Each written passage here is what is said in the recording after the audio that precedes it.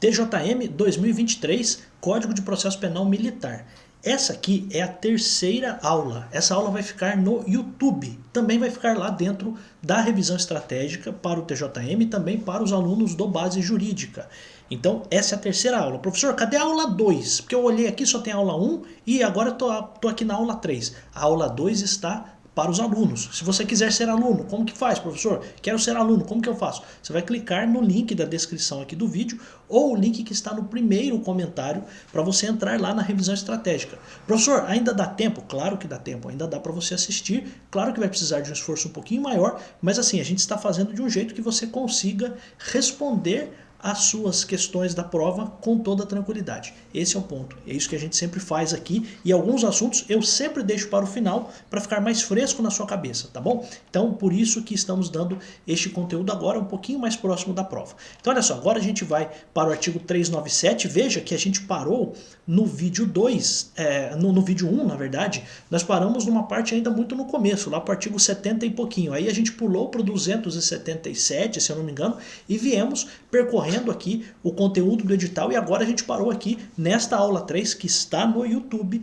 para todo mundo ver aqui no artigo 397. Vamos continuar na mesma tocada, no mesmo ritmo. Vamos ver aqui assuntos que estão sendo perguntados, que já foram perguntados, e isso é claro que sugere que eles podem vir a ser perguntados de novo, tá?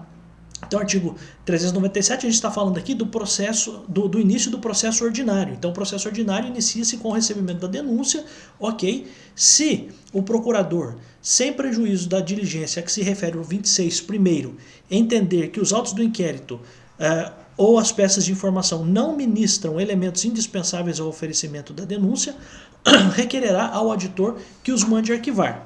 Se este quem, professor? Se o auditor concordar com o pedido, determinará o arquivamento.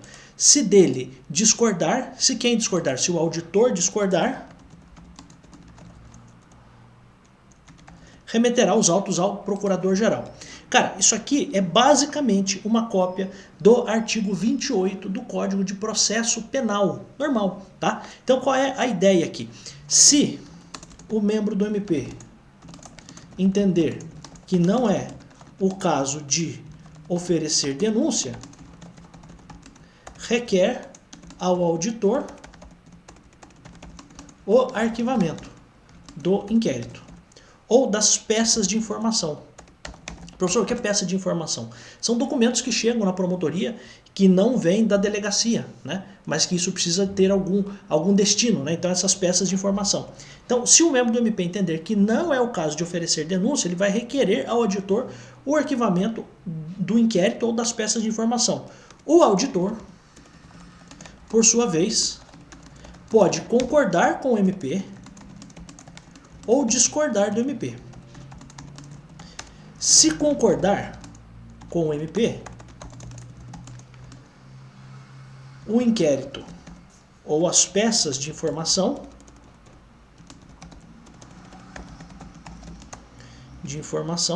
ou as peças, inquérito ou as peças, serão arquivados. Se discordar do MP, os autos serão remetidos ao procurador-geral, tá? E aí veja, qual é o ponto aqui, né? Se o procurador-geral, e aí está similar ao que está lá no Código de Processo Penal, se o procurador-geral entender que há elementos para a ação penal, designará outro procurador para promovê-la. Em caso contrário, mandará arquivar o processo. Aí, olha só, lá no Código de Processo Penal, esse finalzinho estaria um pouquinho diferente. Dizia assim, insistirá no arquivamento e o juiz só então estaria obrigado a atender ao arquivamento. Qual é o ponto aqui? Então veja só, o que a gente está tratando aqui é de uma situação em que existe uma investigação sendo feita. O promotor recebeu aquilo e a primeira coisa que ele pode fazer é oferecer a denúncia. O que é oferecer a denúncia, professor? É começar o processo criminal contra aquela pessoa. Pois bem, ele acha que não é o caso de oferecer a denúncia. Por quê? Porque ele acha que não tem elementos suficientes. O inquérito ou peças de informação não ministram, aqui não ministram, não trazem as informações indispensáveis para começar o processo criminal. Então o cara viu que a investigação está fraca. O que o membro do MP tem que fazer? Ele deve requerer o arquivamento. Só que aí o auditor ele pode olhar para aquilo e falar, pô, o MP está certo, realmente não tem nada aqui para começar o processo contra essa pessoa. Então vou aqui concordar com o arquivamento. Então ele pode concordar com o pedido, concordar com o arquivamento. Ou, se for o caso, se o auditor discordar, que é a hipótese de ele achar que tem elementos quando o MP acha que não tem, o que ele faz? Ele manda isso ao procurador-geral. Aí o procurador-geral vai fazer uma nova análise do caso. Aí o procurador-geral vai fazer o quê? Ele também, o procurador-geral, pode concordar com o juiz, entendendo que realmente não era caso de arquivamento, mas de oferecimento de denúncia. E neste caso, outro membro do MP será designado para oferecer esta denúncia, para começar o processo criminal contra a pessoa. Porém, se o procurador-geral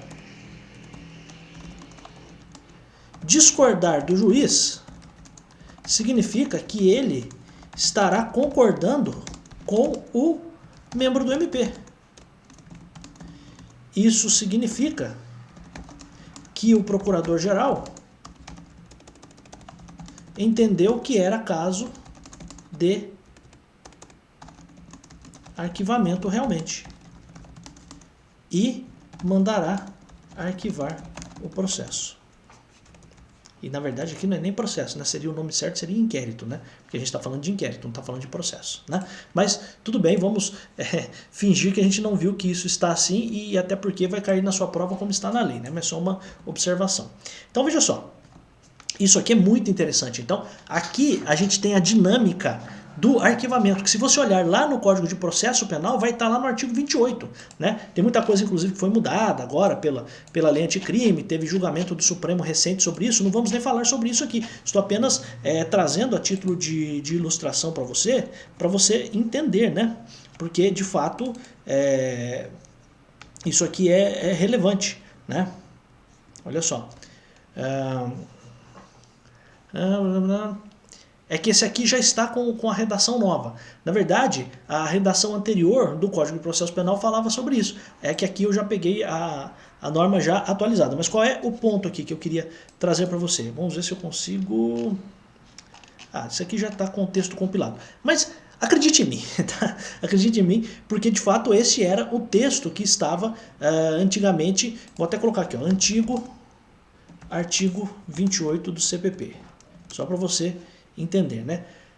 Determinava que quando o MP optasse pelo arquivamento do inquérito policial, quaisquer peças de informação, ao invés de apresentar a denúncia, o juiz tinha a opção de fazer a remessa do inquérito ou peça de informação ao procurador-geral, caso não concordasse com o arquivamento, podendo este oferecer a denúncia, designar o caso a outro órgão do MP para oferecê-la, ou em caso de insistência do pedido de arquivamento, deveria o juiz obedecer, certo? Essa redação foi de fato agora alterada. Mas o que eu quero que você entenda? Qual é a dinâmica dentro do Código de Processo Penal Militar? E por que isso aqui poderia ser perguntado? Eu apostaria numa possível pergunta sobre isso aqui, exatamente porque hoje isso aqui...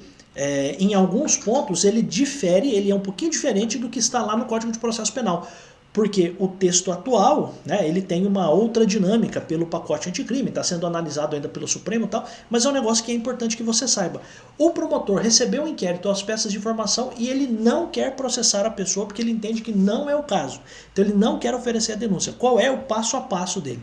Ele requer o arquivamento ao auditor. E o auditor pode concordar com ele ou pode achar que é o caso, em vez de arquivar, de começar o processo. Mas o próprio auditor não pode começar o processo. Ele tem que mandar isso ao procurador-geral. O procurador-geral pode olhar para aquilo e falar, realmente o juiz tem razão. Não era para arquivar, não, era para começar o processo mesmo. E aí manda um outro membro do MP fazer essa denúncia, ou ele diz o seguinte, não, o juiz está errado. O promotor lá, militar, o membro do MP, procurador militar no caso, entende que era o caso de arquivamento, e a gente continua com essa ideia. Eu, procurador-geral, também acho que é caso de arquivamento. E aí determina o arquivamento, tá bom? Então esse é o ponto aqui que me parece bem interessante. Aí olha só, a gente tem aqui, depois que foi oferecida a denúncia, vai ser recebida a denúncia. Então vai ser feito o ato de recebimento da denúncia. Então recebida a denúncia, então tá aqui, ó, da instalação do Conselho de Justiça. Após ter sido recebida a denúncia, o auditor vai fazer algumas coisas. Primeiro, ele providenciará, conforme o caso, entenda isso, conforme o caso, o sorteio do Conselho Especial ou convocação do Conselho Permanente de Justiça. A gente falou, agora vou falar aqui no YouTube um negócio que eu falei lá no vídeo só para os alunos, né? Para quem está lá dentro da revisão estratégica. Mas rapidinho aqui, não me custa fazer esta verificação, né? A gente tem a instalação, a possibilidade de Conselho de Justiça Permanente ou Conselho de Justiça Especial. E falei que o Conselho de Justiça Especial é para quem é oficial, né? Então, segundo tenente e coronel. Então, de segundo tenente a coronel, né? Aí, qual é o ponto aqui pra gente, né? Uma coisa relevante aqui. Assim que for recebida a denúncia, vai caber a verificação, conforme o caso, da indicação, se for o caso do sorteio do Conselho Especial ou convocação do Conselho Permanente. Então, sorteio do Conselho Especial ou convocação. Então, sorteio, se for o Conselho Especial ou Conselho Permanente, que será convocado, tá? Aí, isso é um ponto importante, por quê? Porque já vi cair em concurso uma questão sobre isso, dizendo o seguinte: recebida a denúncia, o auditor providenciará o sorteio do Conselho Especial apenas. Não. Ou vai ser o sorteio, ou vai ser o sorteio do Conselho Especial ou convocação do Conselho Permanente, tá? Então, aqui um ponto importante para você se recordar também, como já caiu, né? Então é um negócio para a gente ficar aqui mais ligado, né? Na hora da prova. Aí a gente tem o artigo 402, que já caiu também em concurso, falando da designação para qualificação e interrogatório. Prestado o compromisso pelo Conselho de Justiça, e veja, né? Aqui a gente vai verificar se é Conselho Especial ou Conselho Permanente, mas prestado o compromisso pelo Conselho de Justiça, o auditor poderá, desde logo, se presentes as partes e cumprida a citação, e aí prevista no 277, e aqui o 277 é aquela citação que a gente viu na aula passada, com o oficial de justiça ou por edital, seja lá como for, ele vai fazer o quê? Vai designar lugar, dia e hora para a qualificação e interrogatório do acusado, que se efetuará pelo menos 7 dias após a designação. Então aqui a gente tem uns pontos importantes que me chamam muito a atenção, segundo a lei. E veja, professor, será que poderia cair alguma jurisprudência com relação a isso aqui e tal? Não imagino que seja perguntado sobre isso. Qual é o ponto aqui? Foi feito o recebimento da denúncia. Foi prestado o compromisso pelo Conselho. Quem vão ser os que vão julgar? Se é o especial, Conselho de Justiça Especial, Conselho de Justiça Permanente. Pois bem, a partir daí, o auditor vai verificar na agenda dele o dia que ele tem para designar o quê? O interrogatório. E aqui tem um negócio que chama muito a atenção. Por quê? Porque após o compromisso do Conselho de Justiça, o auditor já pode marcar um interrogatório do acusado. Esse interrogatório deve acontecer com antecedência mínima, ou deverá ser, deve ser, então vou até colocar, né? Deve acontecer pelo menos 7 dias depois da sua designação, tá?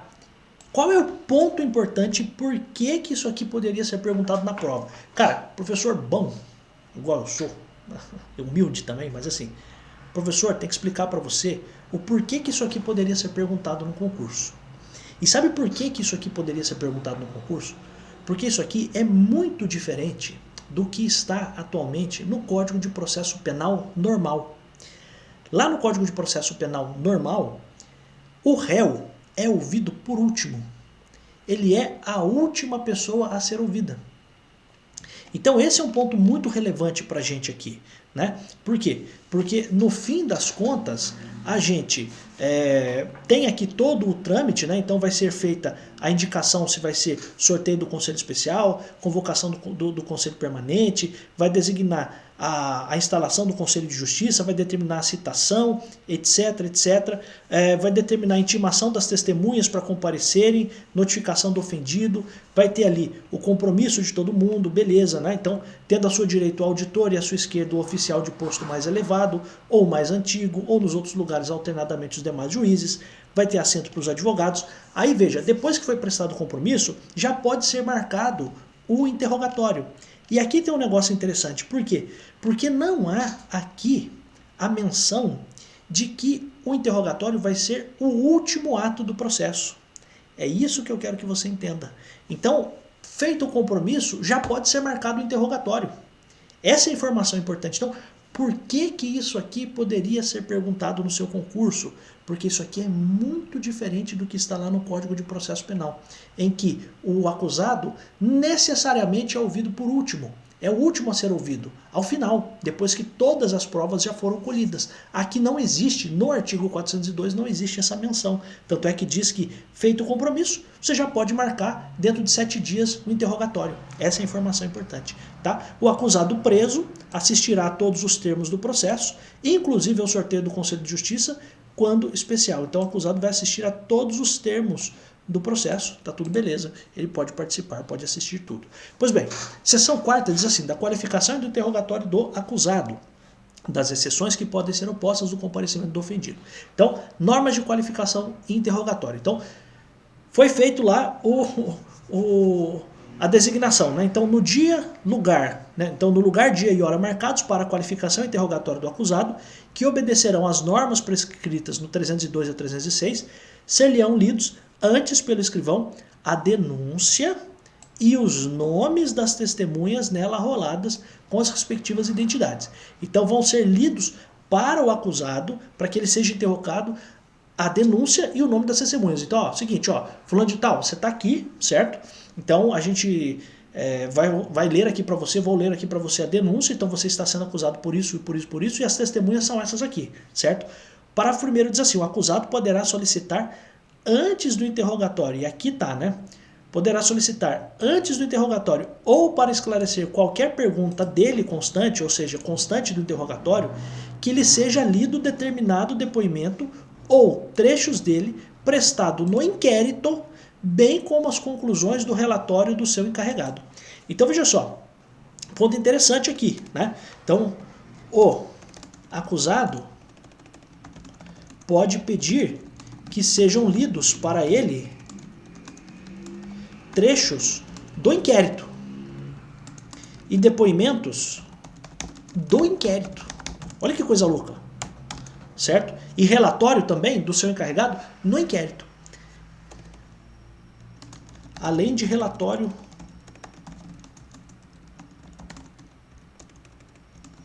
do seu encarregado, também no inquérito.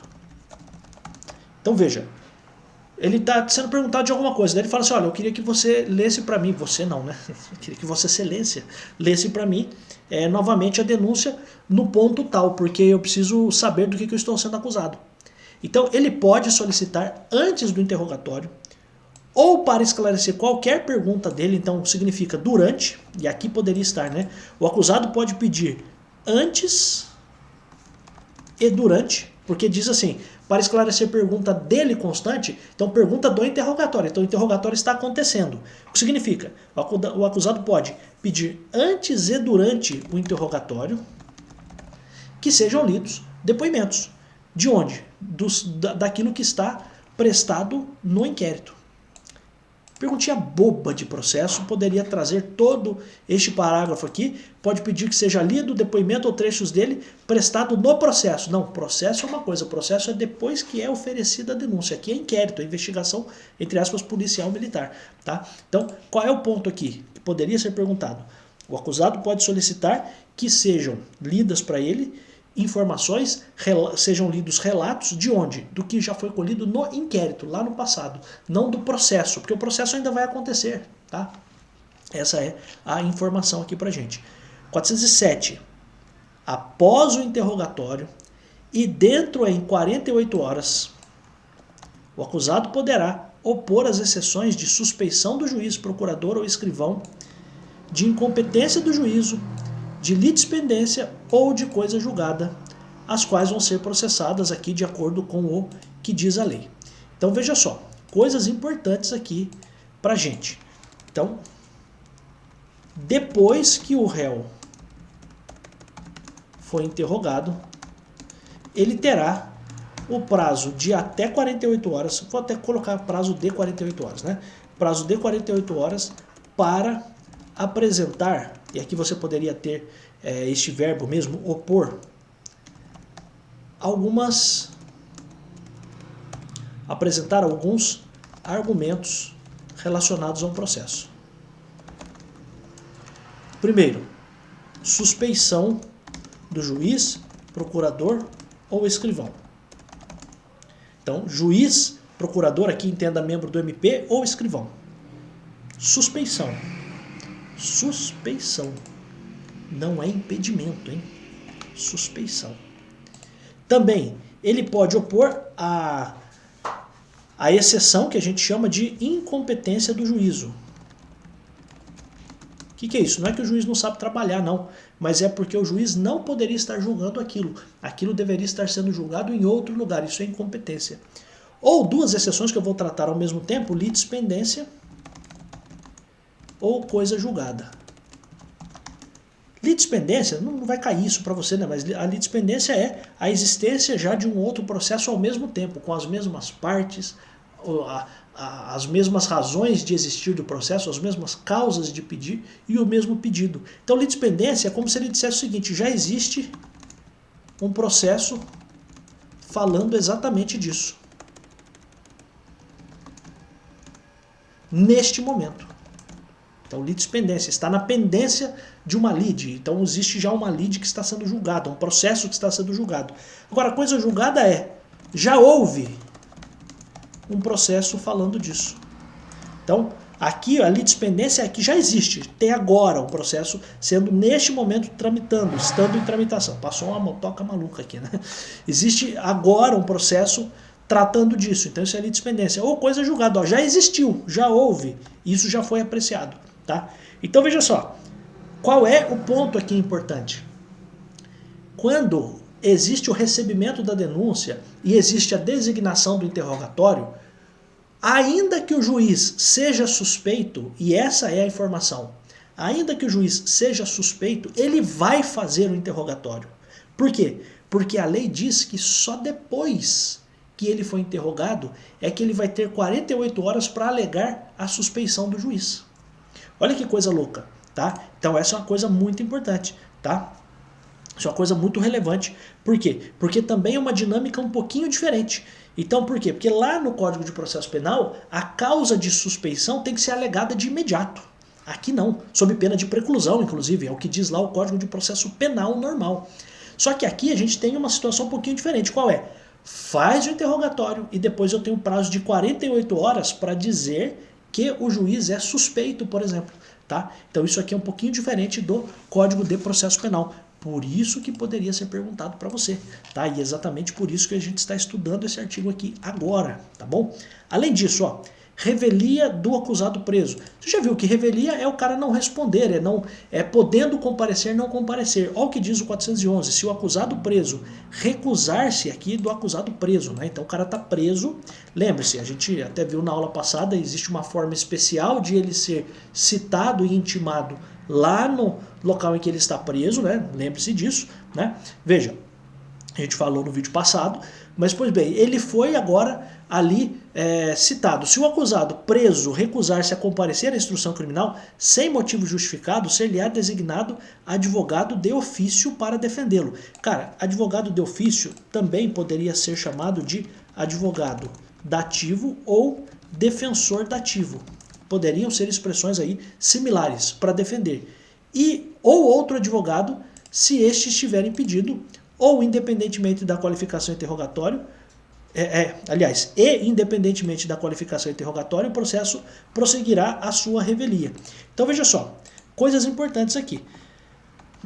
Veja só, o 411 está dizendo assim, se o acusado preso recusar-se a comparecer à instrução sem motivo justificado, então é sem motivo. Porque se tiver motivo, pensa o seguinte, o cara não quer porque ele está com medo de morrer lá, né? Então, o que a gente está falando quando não há motivo justificado. O que vai ser feito? Vai ser designado o advogado de ofício para defendê-lo, ou outro advogado, se este estiver impedido, ou seja, se o advogado de ofício estiver impedido.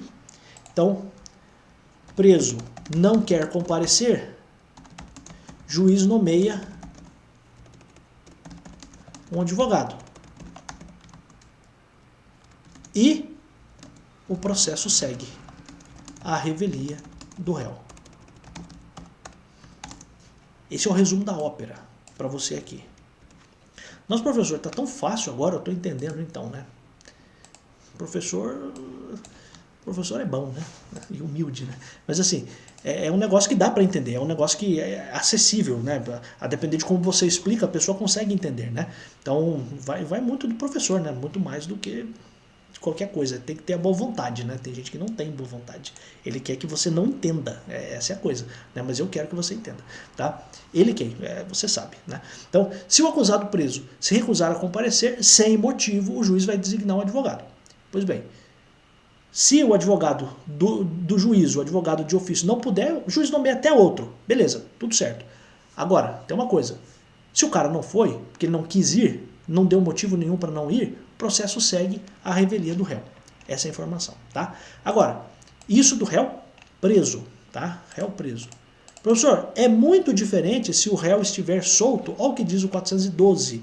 Será considerado revel, então vai ser ali decretada contra ele a revelia, o acusado que, estando solto e tendo sido regularmente citado, não atender ao chamado judicial para início da instrução criminal, ou que sem justa causa, se previamente cientificado, deixar de comparecer a ato de processo em que sua presença seja indispensável. Então aqui tem um ponto importante. Réu solto. Se não compareceu, é revel. Fim. Se não compareceu, é revel.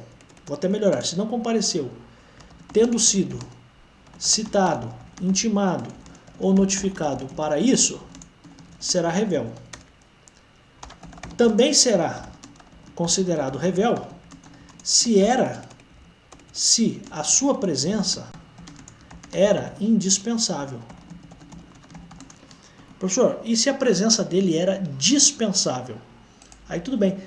Até no vídeo passado a gente falou disso, né? Estou dando um spoiler aqui para quem não está lá na revisão estratégica, mas você sabe que lá tem um artigo que a gente viu no vídeo passado falando que o juiz pode dispensar, em algumas hipóteses, a presença do acusado, né? Você lembra disso? A gente viu lá no vídeo passado. Então, por isso que a gente está falando aqui que ele é revel quando a sua presença é indispensável. Então é como se eu dissesse o seguinte, não tem como isso aqui acontecer se esse cara não estiver aqui.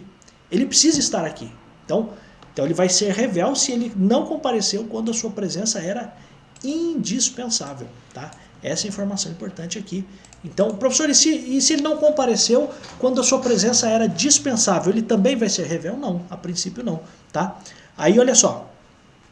O que acontece se esse cara que foi revel, que ele não compareceu numa audiência, não respondeu a um chamado, ele pode depois chegar no processo com a cara lavada e falar assim, agora eu quero acompanhar. Porque, veja, ele foi citado, ou foi intimado, foi notificado para comparecer e ele não compareceu. Aí uma hora ele acorda assim, ele fala, quer saber, agora eu vou nesse processo aí. Ele pode. O revel que comparecerá após o início do processo acompanhá-lo-á nos termos em que este estiver, não tendo direito à repetição de qualquer ato. Então aqui está o ponto, né? Então a pergunta que eu faço para você é a pergunta de R$1 milhão. Qual é? A pergunta é a seguinte, o réu que teve contra si decretada a revelia porque não compareceu em seu interrogatório, pode ainda acompanhar o processo? Sim ou sim? Sim. Porém, Como ele não compareceu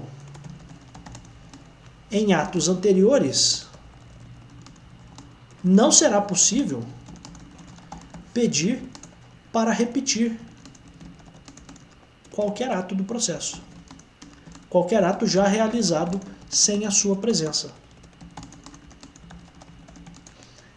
Essa é a informação.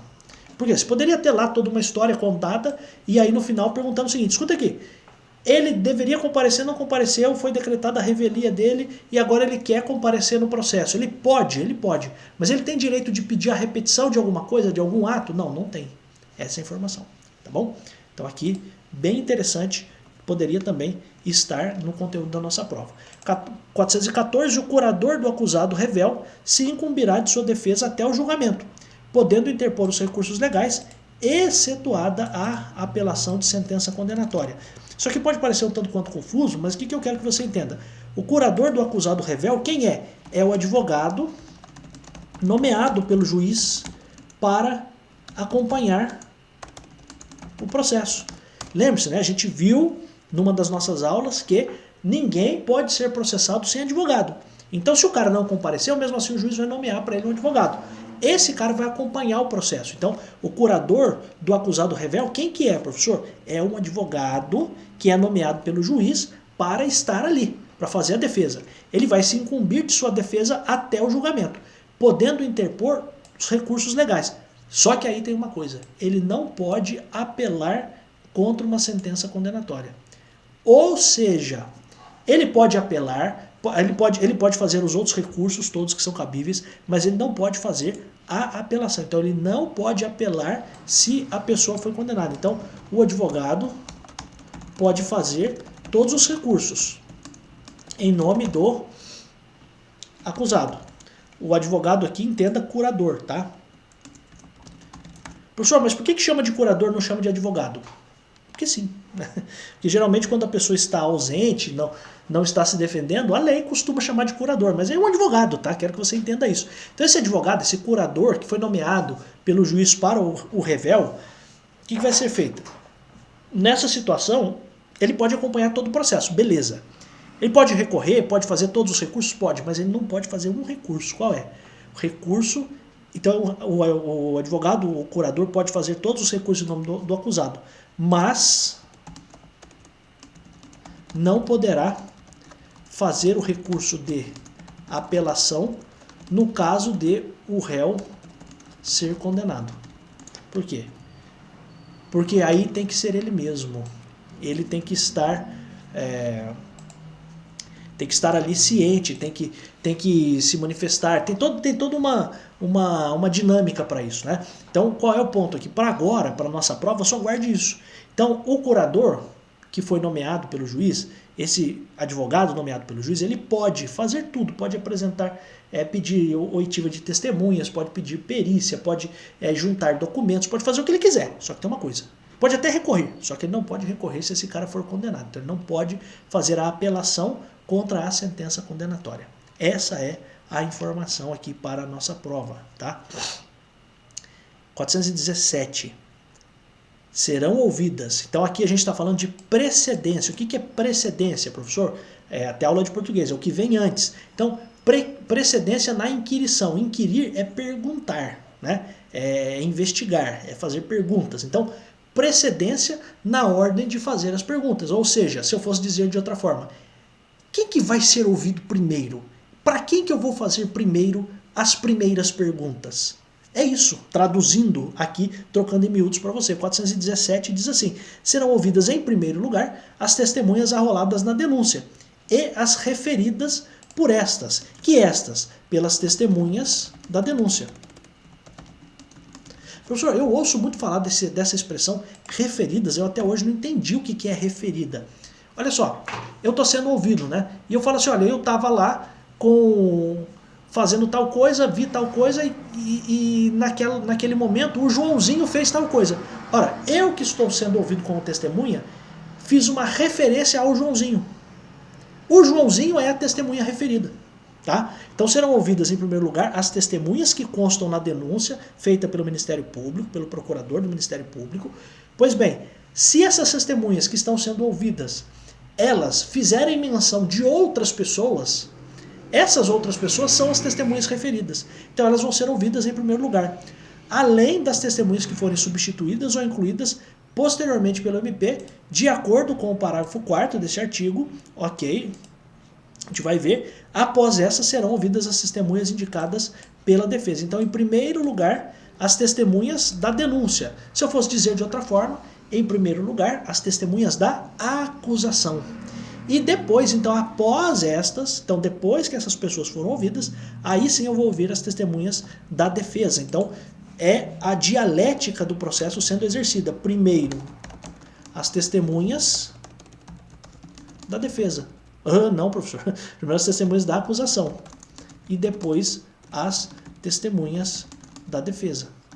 Então, primeiro eu acuso e depois eu vou com a defesa. É sempre assim, acusação, defesa. Pergunta para você, né? Você lembra de alguma hipótese da lei em que, em primeiro lugar, quem fala é a defesa na frente do Ministério Público? Você sabe? Sabe essa pergunta? Você sabe quando que isso acontece? Se você não sabe, faça um parênteses aqui. Lá no tribunal do júri, quando existem as recusas de jurados, primeiro a defesa pode fazer a recusa e depois a acusação.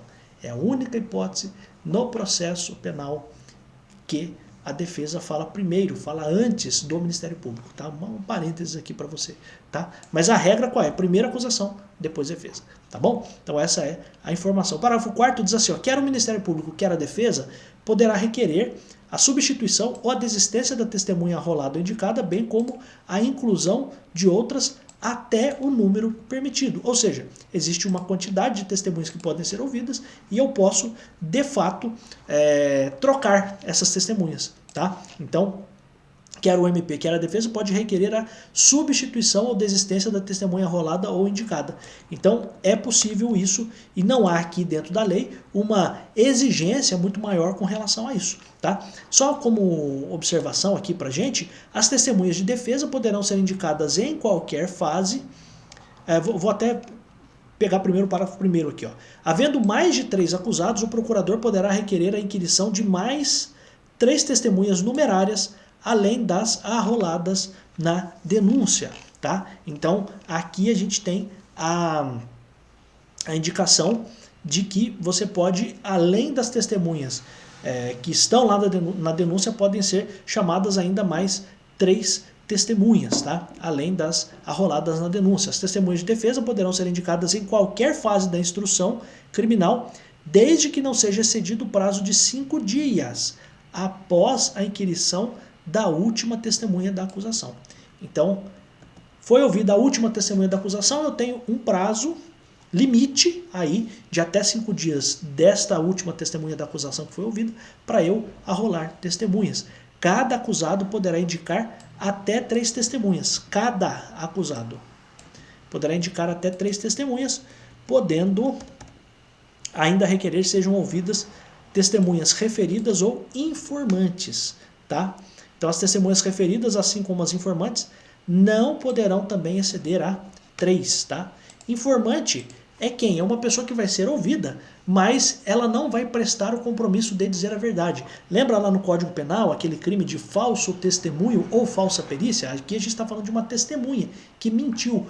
Por vezes, você vai ter chamada para depor uma pessoa que naturalmente pode falar alguma mentira, pode dar uma de Nelson Rubens, né? Eu aumento, mas não invento, mas mesmo assim ela vai ser ouvida, ela vai ser uma informante apenas, tá bom? Então nesse caso não pode exceder a 3, seja as testemunhas referidas como as informantes, tá bom? Então aqui também uma informação importante pra gente, pra nossa prova, tá? 427. Após a inquirição da última testemunha da defesa, os autos irão conclusos ao auditor, que deles determinará vista em cartório às partes por 5 dias para requererem, se não o tiverem feito, o que for de direito nos termos deste código. Então, olha só, depois da inquirição da última testemunha da defesa, vai ser aberto, então os autos vão ser mandados para o auditor e ele vai mandar abrir vista em cartório por 5 dias para requererem, se não o tiverem feito ainda,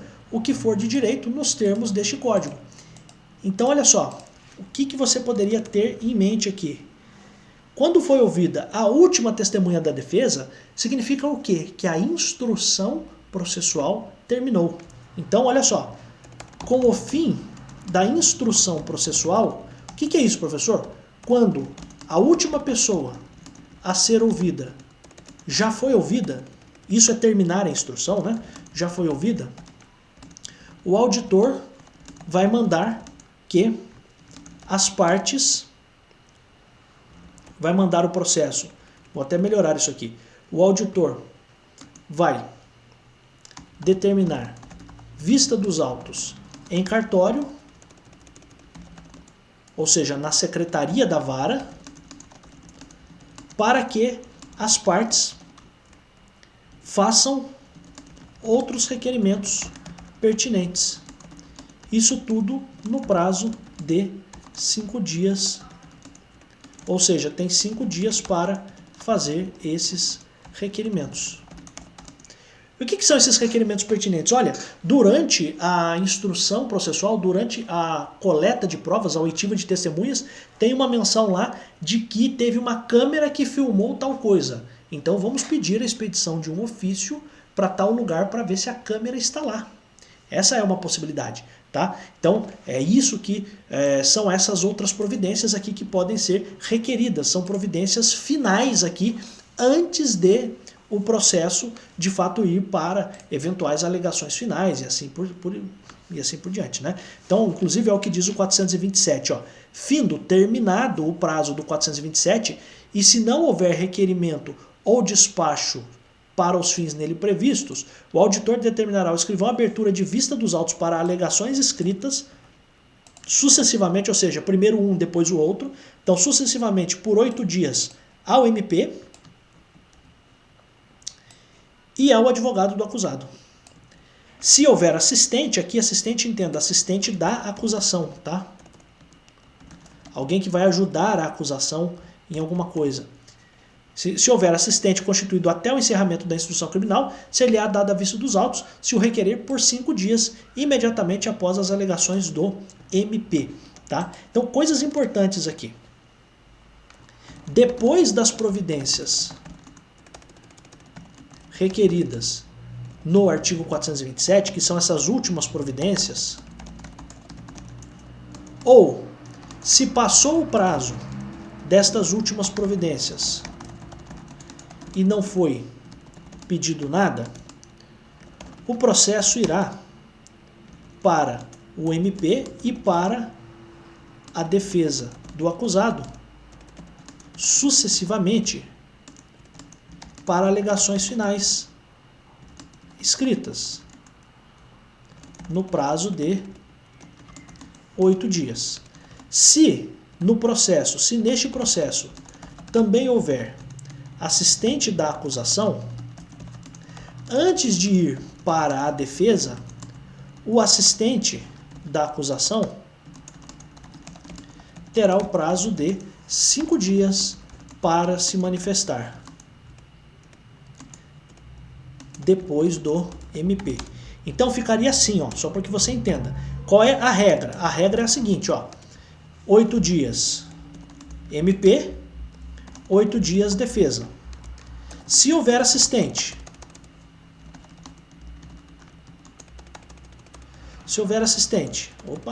assistente da acusação, 8 dias MP, 5 dias assistente e depois 8 dias defesa. Tá? Então, aqui está uma coisa importante, né? Você poderia ter como pergunta. Então, qual é a regra? A regra é essa aqui. 8 dias para o MP, 8 dias para a defesa. E se houver assistente, 8 dias para o MP, 5 dias para o assistente e depois 8 dias para a defesa, tá? E aí tem uma observação importante que não vi cair em concurso, mas acho relevante que a gente faça aqui. Se ao processo responderem mais de 5 acusados e diferentes forem os advogados, o prazo de vista será de 12 dias. Olha que louco, ocorrendo em cartório e em comum para todos. O mesmo prazo terá o representante do MP. Então você pensa uma situação em que você tem mais de 5 acusados, então mais de 5 é pelo menos 6, né? Pelo menos 6 acusados com advogados diferentes. Aí o prazo vai ser de 12 dias, certo? Então vai ser assim, 12 dias para o MP e depois 12 dias para todos os advogados ao mesmo tempo fazerem as alegações. Por quê? Porque quando a gente diz que o prazo corre em cartório, isso tem uma importância. E aqui poderia ser alvo de pergunta também, né?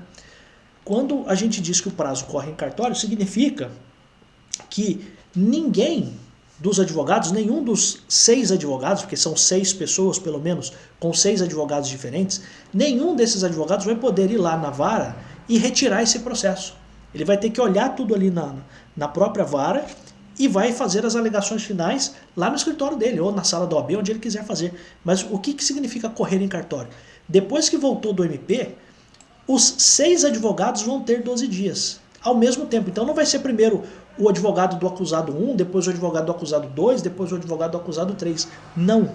E aqui está uma pergunta de concurso. Por quê? A pergunta é a seguinte: depois que o MP apresentou as alegações finais, as suas alegações escritas, alegações finais escritas, o que vai acontecer? Qual é a dinâmica depois disso? Porque veja, estudar processo é isso, é saber qual é o próximo passo, né?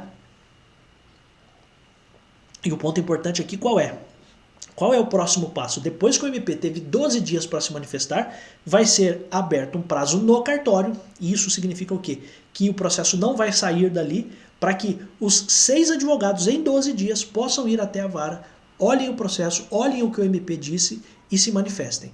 Tudo dentro do prazo de 12 dias. Mas todo mundo tem ao mesmo tempo esse prazo de 12 dias. Professor, mas e se um deles fizer o protocolo no primeiro dia? Não tem problema. E se um fizer no 12º dia? Também não tem problema. Sem estresse, não tem estresse quanto a isso. Mas a ideia é a de que esse prazo vai correr em cartório, e isso é uma expressão muito importante. Por quê? Porque você poderia ter aqui, aí sim, uma tentativa, né, de induzir você em erro, dizendo o seguinte: o prazo será de vista de 12 dias sucessivamente a cada um dos advogados. Não, não, não, não, não.